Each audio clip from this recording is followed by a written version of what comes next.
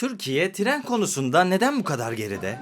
Çin'den çıkan bir tren 12 gün içerisinde Londra'ya ulaşabiliyor. Ama aynı o tren Türkiye'den geçerken bazı rotalarda tamamen yok oluyor.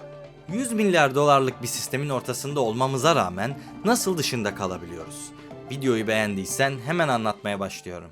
Aslında bu hikaye yeni değil. Osmanlı döneminde tren hatları sadece ulaşımı sağlamıyordu. Aynı zamanda güç kontrolü anlamına geliyordu. Bu hatlar Osmanlı sınırları içerisinde olsa da yabancı sermayelerle inşa edilmişti. Belki de birçoğunuz bilmez ama bugün Türkiye'nin Suriye ve Irak'la olan sınırları da bu tren hatlarına göre şekillendi. Öte yandan Osmanlı'nın dağılmasıyla birlikte hatlarımızın bazıları Türkiye sınırlarının dışında kaldı.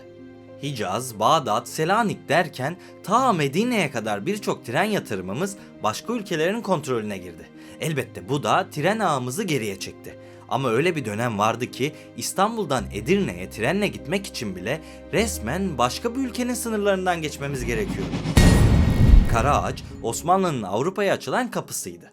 İstanbul'dan trene binen yolcular Edirne'ye ulaşmak için mecburen Yunan toprakları üzerinden 40 kilometre boyunca seyahat etmek zorunda kalıyordu. Bu sıra dışı yolculuk ülkeden kaçmak isteyenlere de olağanüstü bir fırsat yaratıyordu. Mesela 10. ve 11. dönem Bolu milletvekili olan Reşat Akşemseddinoğlu bu şekilde ülkeden kaçmıştı. Çünkü ömür boyu hapse mahkum edilmişti. Çok geçmeden Belçika'da tutuklandı ve geri iade edildi. Ancak bu konu bambaşka bir hikayenin unsuru. Onu başka bir zaman detaylıca konuşuruz. Şu bir gerçek ki bu olay tren hattının kaderini şekillendirdi. Çünkü bu ve buna benzer durumların önüne geçebilmek adına hat tamamen kapatıldı. 1971 yılında ise yeni bir demiryolu hattı açıldı. Şimdi gelelim Cumhuriyet'in ilk yıllarına. Şimdi videonun sesini biraz açın. Çünkü çok sevdiğiniz ve aşina olduğunuz bir melodiyi dinleteceğim.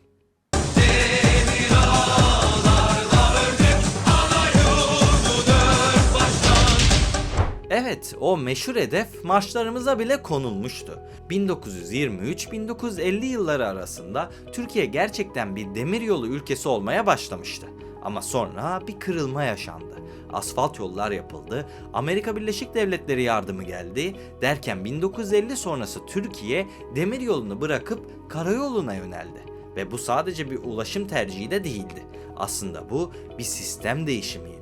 İşte bu noktadan sonra petrol ekonomisi devreye girdi ve tır taşımacılığı hızla büyüdü. Demiryolları mı? Raylar yavaş yavaş unutulmaya başlanmıştı. Gelinen noktada bugün Türkiye yük taşımacılığının %85'ini karayoluyla yapıyorken demiryolu içinse bu oran sadece %5. Ve işte asıl soru burada devreye giriyor. Dünya tüm yükünü trenle taşırken biz neden hala tırla taşıyoruz? Birçoğumuz farkında değiliz ama bugün dünyada bir savaş var.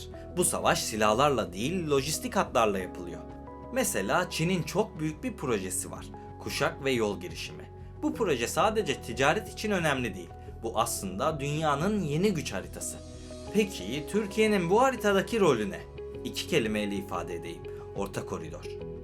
Çin, Orta Asya, Hazar, Azerbaycan, Türkiye ve Avrupa.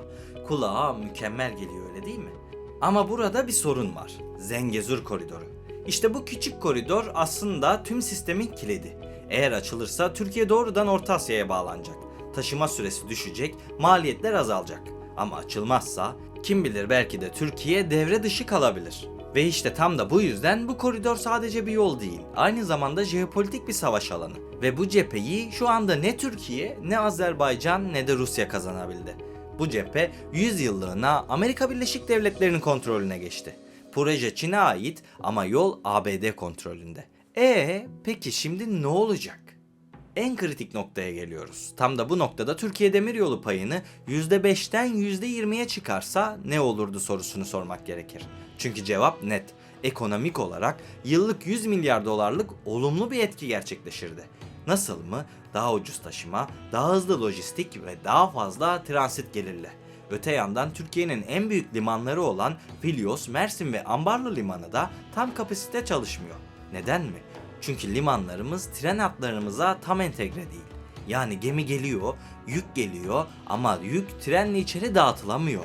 Bu da ne demek biliyor musunuz? Türkiye sadece geçiş ülkesi oluyor ve lojistik merkez olamıyor. İşte en tartışmalı kısmı konuşalım. Bu işin önündeki engel ne? Para mı? Hayır. Coğrafya mı? Kısmen. Ama asıl mesele Türkiye'nin tercihi. Şimdi klasikleşen şeyleri bırakalım. Burada sana aykırı bir bilgi vereceğim. Türkiye'de karayolu taşımacılığı sadece bir sektör değil, çok güçlü bir ekonomik blok. Evet, tır taşımacılığı yüz binlerce insana ekmek parası sağlıyor ve milyarlarca dolarlık bir ekonomi yaratıyor. Dolayısıyla demiryolu büyürse bu sistem zarar görecek. Yani mesele sadece altyapı değil, temelinde çıkar çatışması da var. Bugün Türkiye bana kalırsa bir yol ayrımında. Ya demiryoluna yatırım yaparak orta koridorun lideri olacak ya da tır ekonomisine bağlı kalarak bu dev pastayı başkalarına bırakacak. Basit bir gerçek var ki dünya değişimi kabul ediyor ve adapte oluyor. Peki Türkiye her şey için geç mi kaldı? Açıkçası burada tam olarak nasıl cevap vereceğim bilmiyorum. Çünkü her ne desem siyasi olarak bir yere bağlayabilirsiniz. Ama gerçeği söylemek gerekirse Türkiye son 20 yıl içerisinde önemli tren yatırımları yaptı.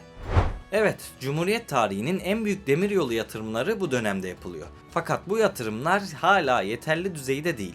Bırakalım sözleri, istatistiklerle konuşalım. 2002 yılında toplam tren ağımız yaklaşık 11.000 kilometreydi. Şimdi ise bu sayı yaklaşık 14.000 kilometreye çıkmış durumda. Yani 24 yılda sadece %27'lik bir büyüme oranı gerçekleştirmişiz. Ne kadar az bir rakam, öyle değil mi? Ama Türkiye hızlı trene ilk kez 2009 yılında tanışmıştı. Ankara-Eskişehir hattı olarak başlayan bu sistem sonra büyüdü ve Ankara-İstanbul, Ankara-Konya, Ankara-Sivas ve son olarak Konya-Karaman bölgelerine yayıldı. Bugün Türkiye'de yaklaşık olarak 2250 kilometre hızlı tren hattı aktif. Ancak bunlar yeterli değil arkadaşlar.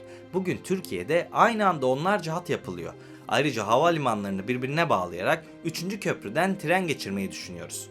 Eğer bilmeyenleriniz varsa 3. köprü zaten bu şekilde dizayn edilmişti. Yani şu bir gerçek ki Türkiye sadece mevcut hatlarla yetinmiyor. Şu anda 7000 kilometreden fazla yeni hat planlanmış durumda. Bu ne demek biliyor musunuz? Türkiye teoride Avrupa'nın en büyük demiryolu ağlarından birini kuruyor. Ama kursa ne olur ki? Avrupa'daki rakiplerimiz Almanya, İtalya ve benzeri zaten bizim çok önümüzde. Biz bu yatırımlar için çok geç kaldık. Şu arkamdaki haritaya bakın. Dünyanın en önemli ülkeleri tren ağında oldukça gelişmiş durumda. Evet, biz de yatırımlar yapıyoruz ama bu kadar projemiz varken, bu kadar hat yapılmışken neden hala Türkiye'nin yük taşımacılığında demiryolu payı sadece %5 civarında? Çünkü mesele sadece hat yapmak değil. Çünkü tren ağlarımızın önemli bir bölümü yolcu taşıma üzerine kuruldu. Bana kalırsa yolcu taşıması da elbette önemli ama yük taşımacılığına da odaklanmak gerekiyor. Bu hızlı tren hatlarını yaparken rakiplerimiz lojistik hatlar kuruyor. Sonuç mu? Biz yolcu taşıyoruz, onlarsa tonlarca para taşıyor. Bu konu hakkındaki yorumlarını gerçekten merak ediyorum. Fikirlerini yorumlarda bizimle paylaşmayı unutma. Sence Türkiye nerede hata yapıyor ya da hata yapıyor mu? Videoyu beğenmeyi ve kanala abone olmayı unutma. Beni buraya kadar dinlediğin için teşekkür ederim. Bir sonraki videoda görüşmek üzere. Kendine iyi bak, sağlıkla ve barışla kal.